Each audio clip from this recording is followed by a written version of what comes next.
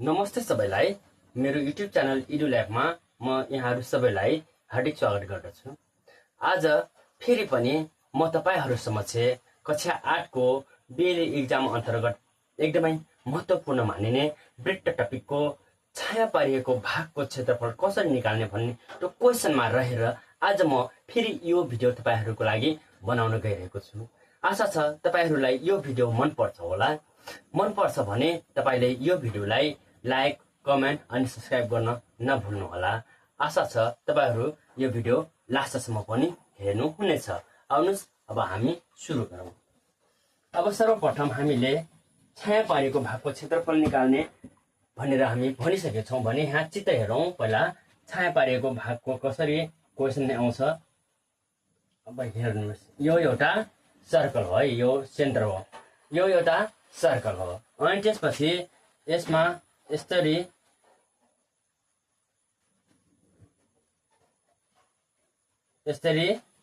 आयत दिएको छ है।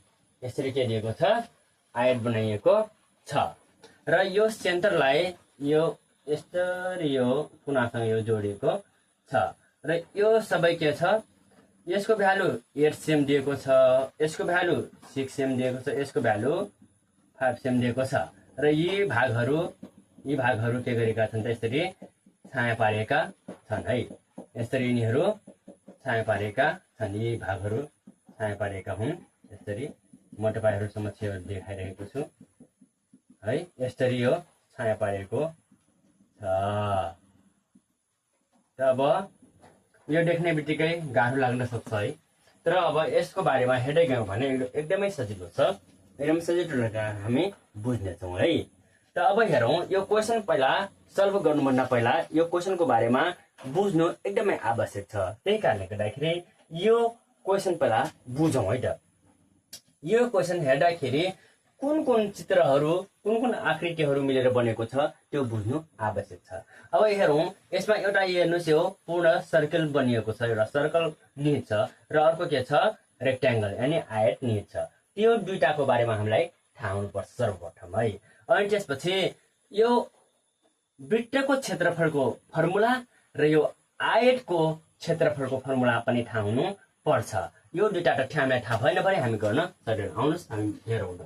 अब वृत्तको क्षेत्रफल, यो दुईटा तथ्य हेरौँ, यो तथ्य हेरौँ त। वृत्तको क्षेत्रफल, यो वृत्तको क्षेत्रफल एरिया इज इक्वल टु के हुन्छ कि पाई आर स्क्वायर हो, पाई आर स्क्वायर। जहाँ पाएको मान दिएकै हुन्छ बुकमै।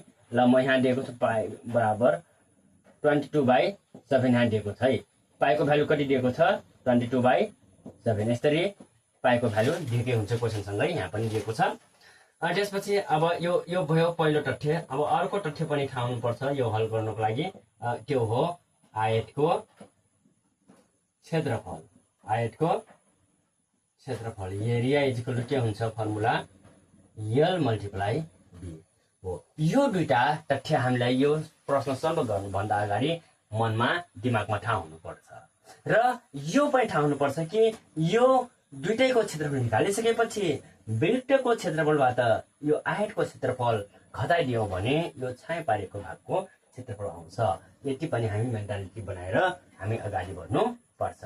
हुन्छ, अब हामी यो बुझिहाल्यौँ। अब हामी अगाडि जाउँ सल्भ गर्नुतिर है। त हामी सुरुमा लेख्छौँ यहाँ समाधान। हामी समाधान लेख्छौँ अनि चित्रबाट लेख्छौँ। चित्रबाट हेरौँ। अब चित्रबाट अब सुरुमा वृत्त लिउँ है। वृत्तको अर्धव्यास आर कति दिएको छ हाम्रो यहाँ? 5 सेम। यो 5 सेम दिएको छ किनभने यो सेन्टर हो। सेन्टरदेखि परिधिसम्मको यो रेखालाई हामी व्यास अर्धव्यास भन्छौँ। त्यही भएर यो 5 सेम भनेको अर्धव्यास हो। अनि वृत्तको क्षेत्रफल area is equal to what हुन्छ? अब सूत्रबाट हामीलाई थाहा छ कि वृत्तको क्षेत्रफल भित्रको क्षेत्रफल area is equal to pi r square हुन्छ है। अब पाईको भ्यालु कति दिएको छ हाम्रो 22/7 मल्टिप्लाई यो आर स्क्वायर भनेको आर मल्टिप्लाई आर हो है। अनि यो 22/7 को 22/7 मल्टिप्लाई आर भनेको 5 cm मल्टिप्लाई यो आर भनेको पनि 5 cm है। त अब यो 22 को 22 मल्टिप्लाई को मल्टिप्लाई अब यो मल्टिप्लाई गरौँ है। 5 5 जा 25 cm स्क्वायर बाई को बाई 7 को 7 है। अब हेर यो मल्टिप्लाई गरौँ त यो मल्टिप्लाई गऱ्यो 22 र 25 मल्टिप्लाई गरौँ भने 550 आउँछ भागा यसलाई 7 यो cm स्क्वायर को ल।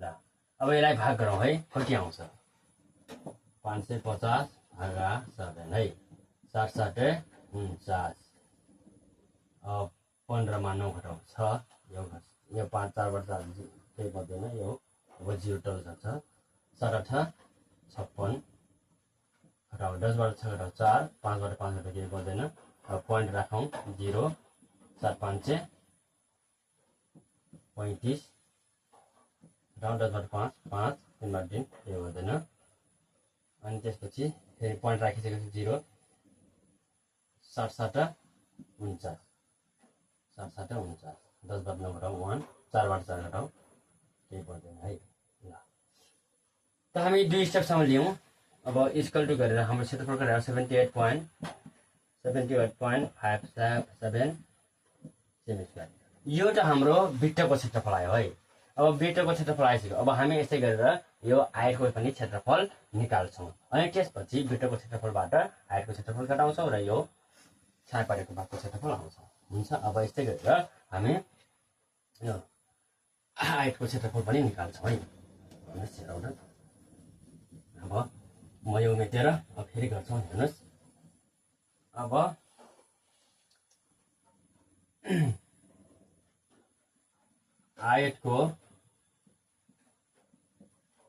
आयतको लम्बाइ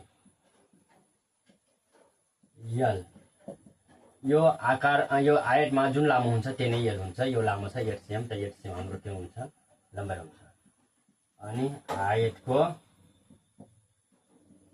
चौडाइ बी इज इक्वल टु हाम्रो यो 6 cm हुन्छ। अनि आयतको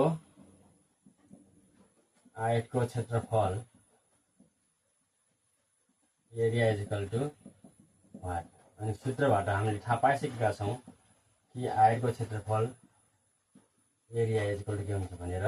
आयतको क्षेत्रफल area A is equal to के हुन्छ L multiply B equal to L को ठाउँमा 8 cm छ त हामी 8 cm राख्छौँ मल्टिप्लाई बी को ठाउँमा 6 cm छ त हामी 6 cm राख्छौँ। अब मल्टिप्लाई गर्नु 8 6 जा 49 8 6 का 40 अनि cm मल्टिप्लाई गर्नु cm स्क्वायर।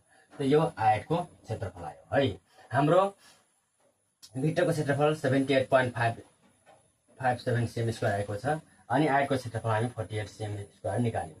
त अब यो छाया पारेको भागको क्षेत्रफल निकाल्दाखेरि योबाट यो घटाइदिए हाम्रो आउँछ आन्सर है। अतः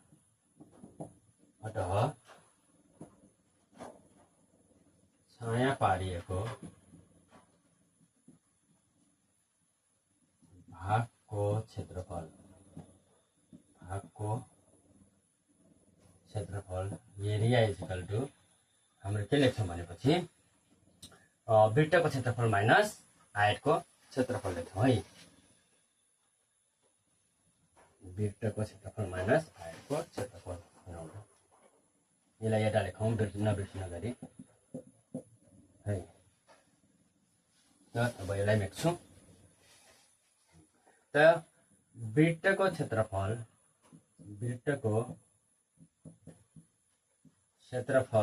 माइनस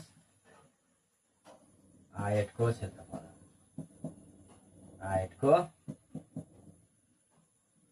क्षेत्रफल हुन्छ है। ल हेरौँ वृत्तको क्षेत्रफल हामी निकालेछौँ 78.57 सेमी स्क्वायर माइनसको माइनस आयतको क्षेत्रफल निकालेछौँ 48 सेमी स्क्वायर है। अब घटाउँ त जति आउँछ त्यो हुन्छ 78.57 minus 48.00 minus गरौँ 7 0 7 5 बाट 0 घटाउ 5 पोइन्टको पोइन्ट डिभाइडेड बाइ 0 30.5 छ है 30.57 स्क्वायर एएनएस र हामी यसरी सजिलै तरिकाले हामीले यो छाया पारिएको भागको क्षेत्रफल हामी यसरी निकाल्न सक्छौँ। आशा छ तपाईहरूलाई आजको यो भिडियो मन पर्यो होला। यदि यो भिडियो मन पर्यो भने तपाईहरूलाई यो भिडियोलाई लाइक अनि कमेन्ट गर्न नभुल्नुहोस् र मेरो यो युट्युब च्यानललाई सब्स्क्राइब गर्न नभुल्नुहोस्। मलाई आशा छ तपाईहरूले पक्कै पनि सब्स्क्राइब गर्नुहुन्छ, लाइक गर्नुहुन्छ, कमेन्ट गर्नुहुन्छ र यस्तै गरेर लास्टमा बेल आइकनलाई पनि क्लिक गर्न भुल्नु हुँदैन। किनभने यस्तै नयाँ भिडियोहरू, यस्तै ज्ञानका कुराहरू, यस्तै एजुकेसनका कुराहरू मैले यसरी हाल्दाखेरि तपाईहरू समक्ष सुरुमा नै आओस् र तपाईहरूले यसरी नयाँ ज्ञानका कुराहरू लिन सक्नुहुनेछ। हस् त।